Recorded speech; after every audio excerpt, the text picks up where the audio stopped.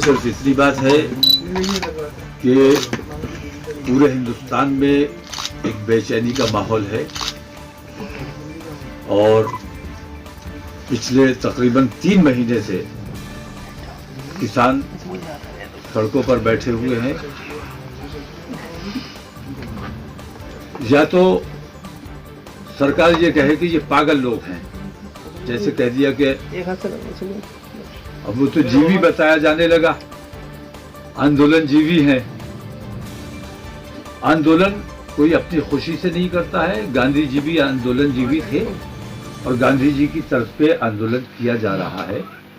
अपनी मांगों को लेकर बैठे हुए हैं। सरकार को चाहिए कि हमदर्दी के साथ उनकी मांगों पर गौर किया जाए और जो कानून उनको नापसंद हैं, देश हित में भी नहीं है वो कानून, क्योंकि किसानों की और समस्याओं के अलावा मैं ये देखता हूं कि भंडारण की जो हुकूमत ने खुली छूट दे दी है, इस भंडारण की खुली छूट से उन लोगों के पास पैसा भी है, उन लोगों के पास सरकार से भी बड़े बड़े 10-10, 20-20 गुना बड़े गोदाम है। भंडारण पर अगर पाबंदी इस तरह खुली छूट दे दी जाएगी तो मैं ये समझता हूं कि कोरोना से मुल्क के वो हालात खराब नहीं हुए थे जो आने वाले वक्त में इस भंडारण की वजह से होने वाले हैं। हमारे यहाँ इस्लाम में भी जखीरा अंदोजी को मना फरमाया गया है। जखीरा अंदोजी न मुल्क के लिए बेहतर है न आवाम के लिए बेहतर है। इसलिए जखीरा अंदोजी का जो कानून इन्होंने किया है इसको फौरन रद्द किया जाना चाहिए और MSP तय की जानी चाहिए। तकरीबन 90 दिन से किसान सड़कों पर बैठे हुए हैं और उनके साथ हमदर्दी से गौर नहीं किया जा रहा है। ये मैं समझता हूँ कि इंसानियत को शर्मसार करने की बात है और इंसानियत को अब शर्मसार नहीं होने दिया जाएगा।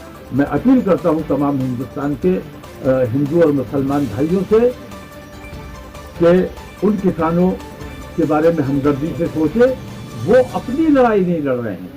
ये मामला सिर्फ किसानों का नहीं है, ये हिंदुस्तानी अवाम का मामला है, हिंदू मुसलमानों का मामला है। इसलिए तमाम लोगों को उन किसानों के आंदोलन में शरीक होना चाहिए।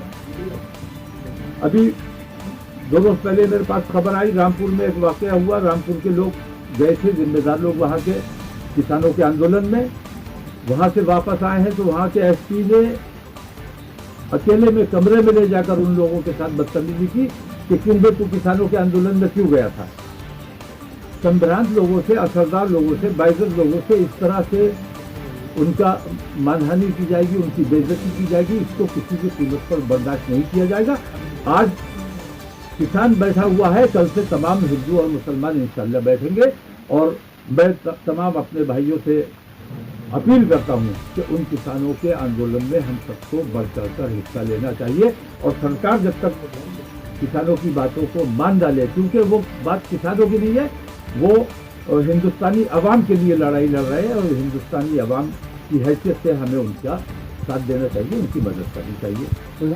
और किसानों के लिए के आंदोलन में जाने की वजह से जो रामपुर के जिम्मेदार लोगों की बेइज्जती की गई, मैं कल रामपुर भी जाऊँगा, जुम्मे की नमाज इंशाअल्लाह वहीं पढ़ूंगा और उन लोगों की समझ करूँगा।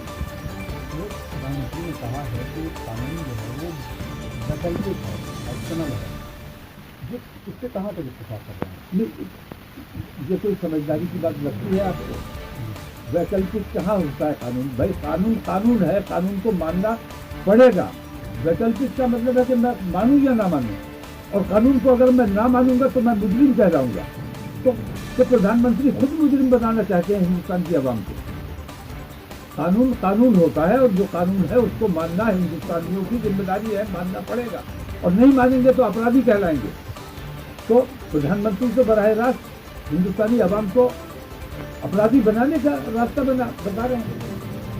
इस तरह की गैर जिम्मेदार गुफ्तगू नहीं होनी चाहिए।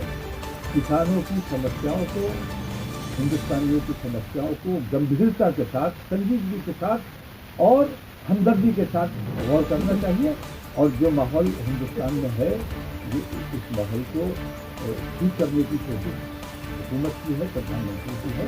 और अगर इन्होंने इस पर तवज्जो नहीं दी तो मैं सिर्फ मुसलमानों की बात नहीं करता, मुसलमानों के लिए मैं कह रहा हूँ कि मुसलमान भरपूर तरीके से, चाहे तुम उसको पाकिस्तानी बता देना, आतंकवादी बता देना, खालिस्तानी बता देना, लेकिन अब भरपूर तरीके से किसानों का समर्थन किया जाएगा। उनके साथ जो अन्याय हो रहा है अब उसे बर्दाश्त नहीं